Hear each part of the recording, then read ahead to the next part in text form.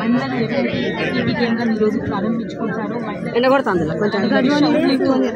మహిళా శక్తి బెనిఫిషరీ మనం ఎస్టాబ్లిష్ చేసుకున్న బెనిఫిషరీ అందరికీ కూడా నమస్కారాలు.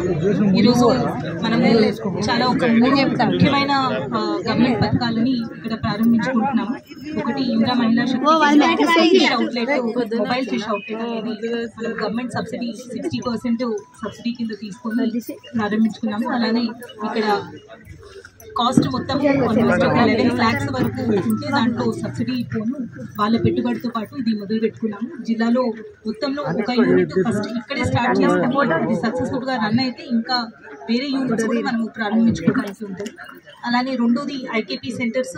ఇక్కడ ఈసారి గవర్నమెంట్ ఉద్దేశం ప్రకారం 50% కంటే ఎక్కువ ఐకేపీ సెంటర్లే ఉండాలి. మన కొనుగోలు కేంద్రాల్లో ట్యాక్స్ కానీ వేరే వాళ్ళకంటే మహిళలకే మనం ఎక్కువ ప్రాధాన్యత ఇచ్చి వాళ్ళతో చేయించుకోవాలనే ఉద్దేశంతో ఈసారి 151 సెంటర్స్ ఉంటే దాంట్లో ఆల్మోస్ట్ 70 సెంటర్స్ వరకు మనం మహిళలతోనే చేసుకుంటాము.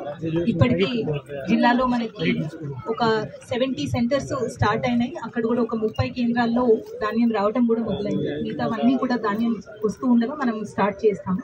ఇక్కడ కూడా సక్సెస్ఫుల్గా చేసుకొని ప్రతి ఒక్కరు కూడా సన్న బియ్యం ఏదైతే బోనస్ ఉందో అది కూడా లాస్ట్ టైం అందరికీ కూడా ఉన్న వాళ్ళందరికీ సన్న బియ్యం బోనస్ అనేది టైంకి అందించడం జరిగింది. ఈసారి కూడా అదే కంటిన్యూ చేస్తాము. అలానే ఇంద్రమ్మ ఇల్లు కూడా ఇందాక మినిస్టర్ గారు ఒక చోట ముగ్గు పోసి రావడం జరిగింది.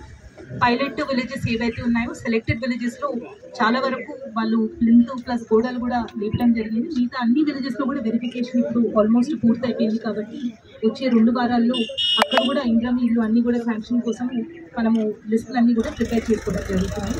ఈ ప్రోగ్రామ్కి వచ్చేసి ఇది సక్సెస్ఫుల్గా చేస్తున్నందుకు ఆనరబుల్ మినిస్టర్ గారికి, అధికారులందరికీ అండ్ పార్టిసిపేట్ చేసిన ఈ ఊరు ప్రజలందరికీ కూడా నమస్కారం.